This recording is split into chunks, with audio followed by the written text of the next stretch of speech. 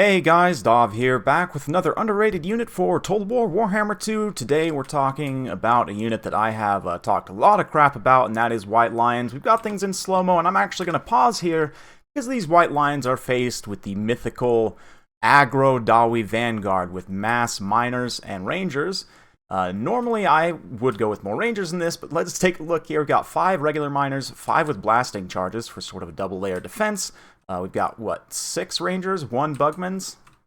Yeah, 5 rangers, 1 Bugman's. That is, I can count, I promise. 1 Brimstone Gun, Dragonback Slayers, Grombrindle, relatively close here. As for the High Elf build, Ilario leading the way with 2 Eagles.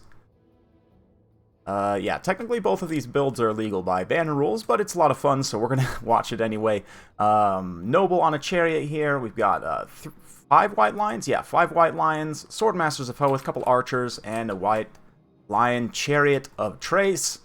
Very good picks in this matchup, so let's get things rolling. White Lions are a unit that, yeah, like I said, I've talked quite a lot of crap about them in the past, and now, especially that Rangers are out, they're sort of mid-tier DPS role. In many situations, the Rangers are going to be much more effective at it. Against certain factions, though, such as the Dwarfs, are going to be facing primarily armored units. You guys actually can get in and get some really good work done. They take some blasting charges to the face right there, but they're going to come in and start cutting up these miners. Miners have absolutely horrible stats, so even without the martial prowess, which is, yeah, it's not active there, definitely, they will be able to clean up those miners, and like especially here in the center, Ilariel's going to drop a nice Tempest on the Gyrocopter here. Nice pick to bring that in this matchup. Most people would not think to bring that, but actually I like that to control the Gyros here. Gyros with Brimstone Guns do fire damage as well, so they can be a little bit of a risky pick against the High Elves if they do end up bringing something like Dragon Princes or a Phoenix, but regardless, White Lions, you can see just very quickly cutting through those miners, no problem. I mean, they're having some problems, okay, let's be real. But even still, like 51 kills, getting some chevrons here, generating great value. The Ekron's miners with their extra blasting charges start to blast away. Of course, we've got the Norgerlings, Ironbreakers as well. I am planning a video about this unit eventually. They're going to charge in here and start to get some absolute work done. They've used up most of their charges already as well, up to 30 kills. They can now move in and clean up some of these tattered unit models that are left. We've also got the Noble Chariot running around. Right now, a lot of the single entities for the High Elves are kind of disjointed, so they're not getting the greatest healing. And Ilariel's in a little bit of trouble with Grombrindle absolutely slapping her over here. But the Swordmasters do have a nice surround. They're going to be able to get some good hits on Grombrindle. He's used that Grombrindle Has No Fear, which is a pretty good timing across the board. There were quite a few Dwarf units that were ready to rout, like these Miners and so on. The Bugman's Rangers holding out very well. They started out with, I think, 2 XP chevrons, maybe gained 1 more? No, maybe not. I'm not sure. It looks like they've been getting charged the whole time.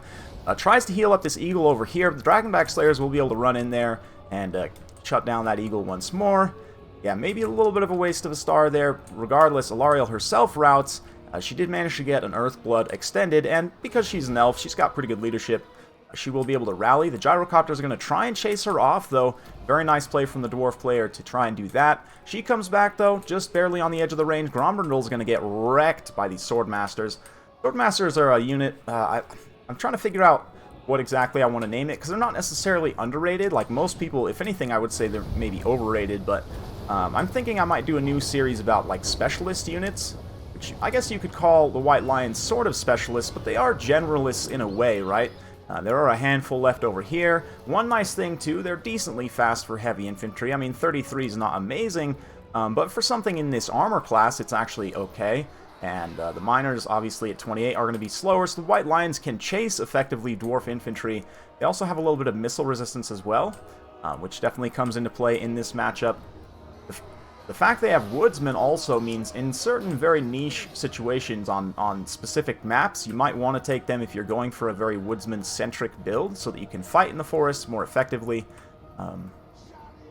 And they will move through forests more effectively, which is something. It's not really that impactful for an infantry unit, but it's there. It's definitely there. And they're also definitely still here, at least this one unit.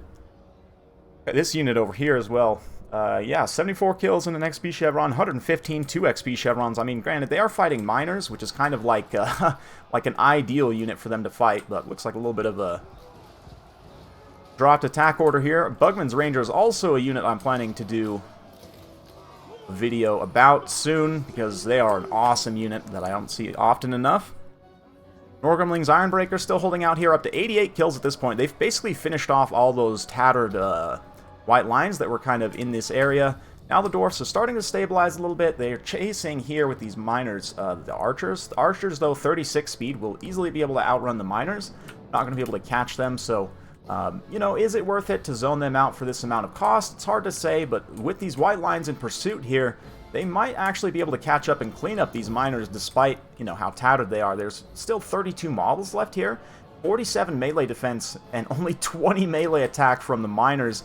Means the miners are going to have a really hard time making contact. They will make some contact with the white lions, and they do armor-piercing damage, at least a little bit of it, but yeah, their leadership immediately gives out as the white lions are able to clean up there. Archers providing some nice leadership damage, and of course, miners, 80 armor is pretty good, but high elf bows will still do some damage to them, especially given the lack of missile block chance. Now the High Elves taking an advantage on the balance of power as Alarielle's managed to heal herself back up to healing cap just about. This is an engagement right here. Swordmaster is going to charge into the Norgrimling's Ironbreakers. Charge bonus doesn't matter here, though, because Norgrimling's Ironbreakers, you have expert charge defense. Swordmaster's at 20 charge bonus, actually pretty decent, especially for high Elven infantry, that is. But the Ironbreakers, look at that, 82 melee defense, so even with martial prowess and the anti-infantry bonus of 14, I mean, these guys are still only hitting at what, like 60-something? So they're down to about 15% chance to hit, give or take. You know, my math might be a little bit off there, but yeah, so they're just not making contact with the Norgrimling's Ironbreakers. The Ironbreakers, even though they only have 32 weapon strength, they have decent AP values, 10 AP actually, a whole third of that is AP, so that's pretty decent, honestly. The Swordmasters will take some damage, and especially once that martial prowess drops. I guess it probably already has dropped, yeah, down to only 38 melee defense, so, I mean, they are at the base 35% chance to hit there, and while that's not the greatest chance to hit, it is enough, especially given a grindy fight, and since the Norgrimling's Ironbreakers are taking so little damage, oh man, they're just such an awesome unit. Like, they are the embodiment of the Dwarves, absolutely. They've got their blasting charges to blow people up, and I know there's a video about White Lions, but Norgrimlings are one of my favorite units on the Dwarf roster, definitely.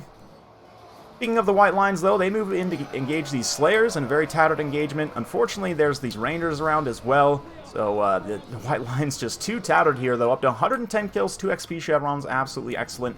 These guys, 82 kills, 2 XP chevrons. The Archers here having a journey all their own, seeing off these miners as we mentioned. So we're going to pop things into fast forward a little bit in this late game. White Lion Chariot still rolling around as well. Haven't highlighted this guy too much, but this is great work by them to get in here on the side and get some nice side and rear charges on these Ironbreakers. They do sort of overstay their welcome a little bit here, though, and 2 of the models actually get dragged down who had been very tattered before, and that final model's going to nope out of there. Again, excellent work, though. 66 kills, some chevron action going on. Almost helped the Swordmasters win that engagement, but they're not quite able to finish it, and the Ironbreakers push them back.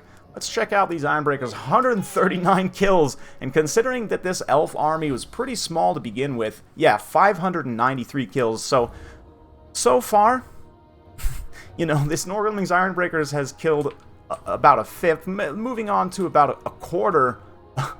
Maybe not a quarter, but yeah. Pretty close to a quarter of the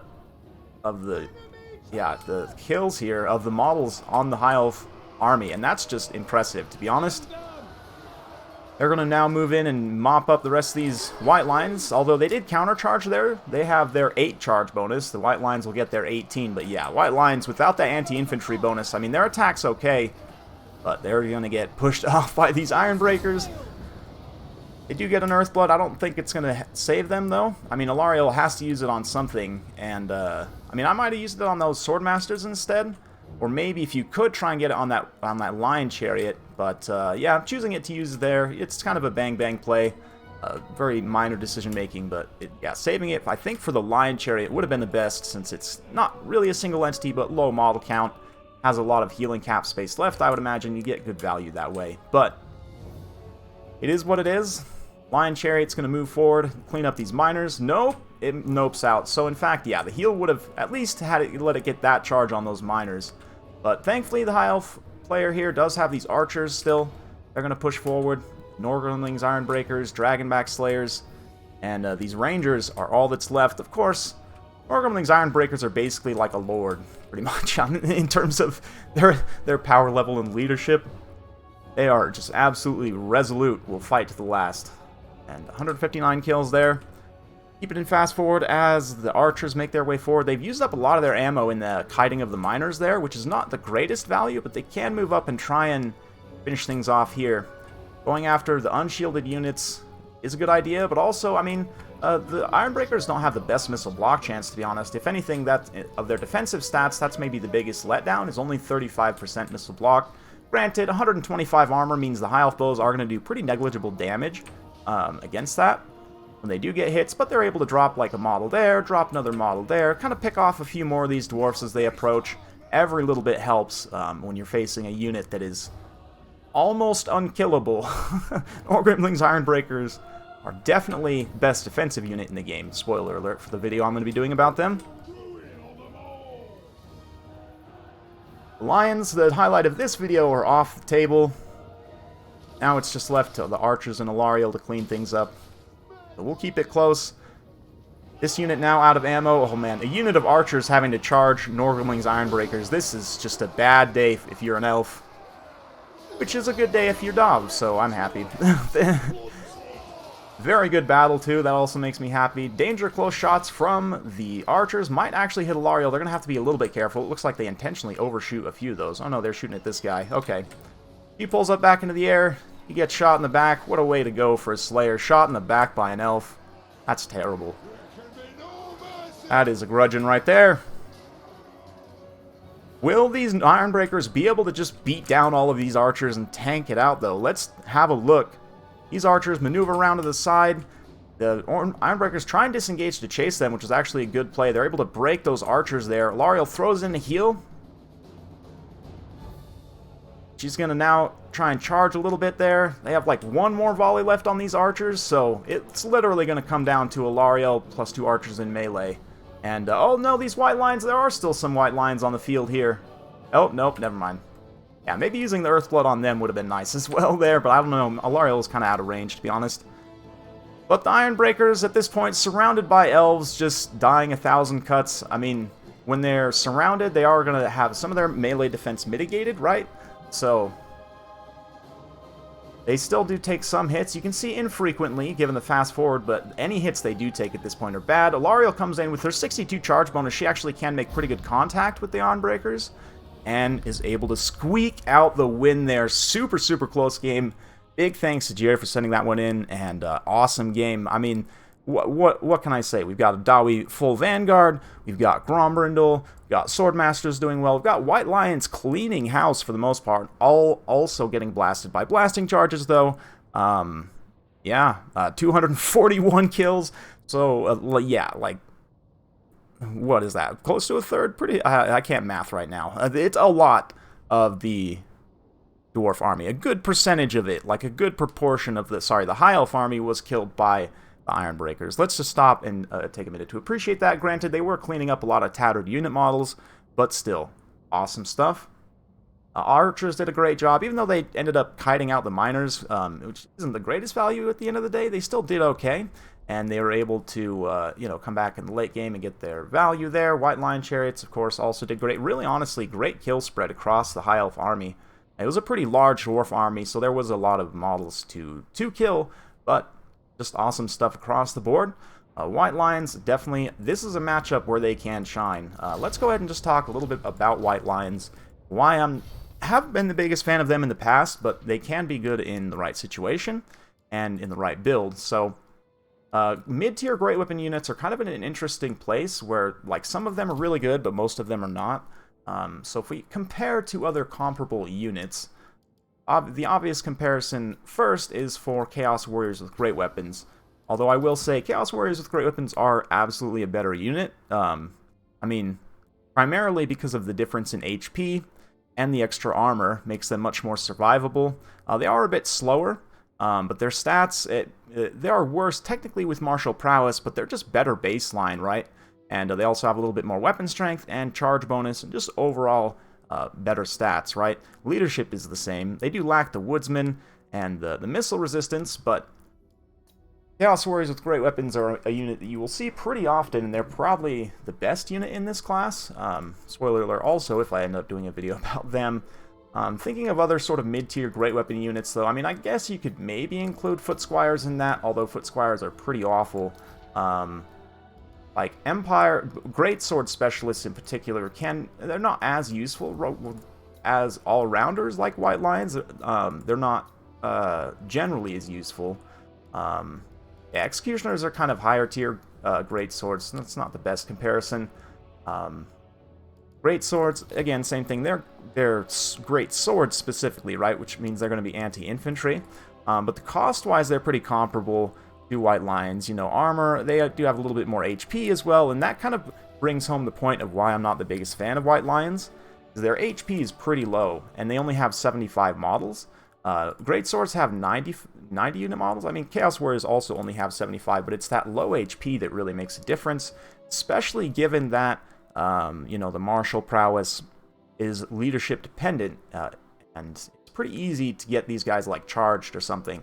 But in terms of use cases, against factions where you think you might face primarily armored infantry, Dwarfs are the obvious one, but also against Warriors of Chaos, I mean, it might seem like a decent pick there. 1 or 2 is probably okay. They do lose to Chaos Warriors with great weapons, though, and they might even lose to regular Chaos Warriors, too, just because of the difference in melee defense and HP.